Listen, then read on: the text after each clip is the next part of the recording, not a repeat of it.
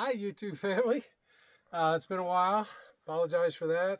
It's been, winter time, so not a lot could go on in the winter time. But today, just wanted to show you what we're doing as far as on our off-grid build. We are, I'm going to show you how we're rigging up a septic or an RV dump, black water and gray water dump, and it's we're off grid. We're not, this is not a permanent location for us, so we have hooked up down here. I've taken an old 55-gallon plastic drum, and I've drilled a couple holes in it. One for my feed, where my septic is gonna drain into for my RV. Look over here, honey. So my RV septic is gonna drain in when the ground is all closed up. It's gonna reach in and connect into my temporary septic. I've got some holes drilled around the side of it, 1-inch holes near the top. I've completely surrounded it with large rocks so that no dirt can get in and fill in the holes. I plan on using a landscape screen to cover this, and also to wrap my overflow mini leach field, if you will, so that it won't get filled up with dirt either, and should just have liquid flowing off in there.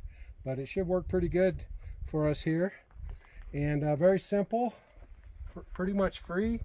We didn't pay. I got this drum for free, and yeah, the key thing is to keep the dirt from going back into the holes, and it's pretty simple. It's a lot of physical work, but digging it all out, and I'm gonna have to hand fill it, and that's always fun. And then over here we've got a little water system pump and filter set up, and this is one of those pressure pumps that you can get online. I got it online with same way with the filter. And the reason I did this instead of using my holding tanks is because my holding tank, my freshwater holding tank, is a little small, and I was getting tired of having to fill it up twice a week. So, and I have to use a pump, because what I do over here is I have these totes, these IBC totes, 275-gallon totes, that I picked up secondhand also from their food grade, and I found these in nearby city. And what I've done is I've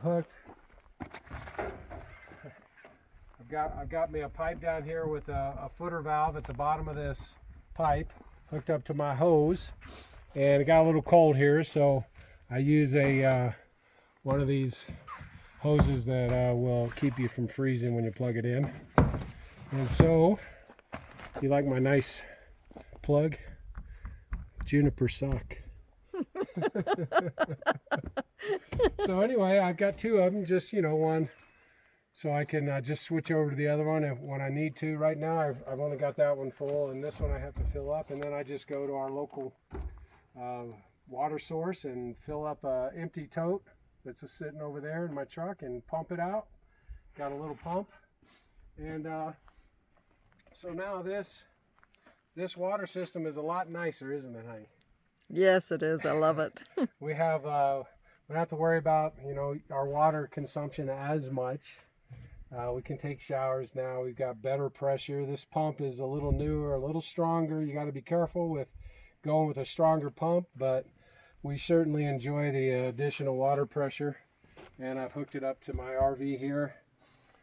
Plus I have I can split off. I've got a little green hose here. If I need water for other reasons, I can tap water off there for outside. So that's our RV septic and our RV water system for living off grid out here. And I've got a trench here that goes over to our new location is going to be to where we're building, and to back over to our water catchment system. which we put up. Did we do a video on that a little bit? No, we didn't talk about it. Not yet. So I'm gonna run the. You can probably stop it if you want. No, okay. But how are you gonna walk through here without tripping? You better self-pause it. Ready? Okay, so I've got a trench dug for a water line, and I'm also going to run a solar panel line from my solar panels over to our house when we get it built. But for right now, I'm going to lay a PEX. Got my PEX here, 1-inch PEX, and I plan on connecting it up all the way to the trailer. And pretty soon, I'm going to have to fill this thing, because I don't think, unless the good Lord gives us a lot of rain, we're low on water right now, and monsoon season will kick in a little while. Anyway, so I got this trench dug. I'm going to be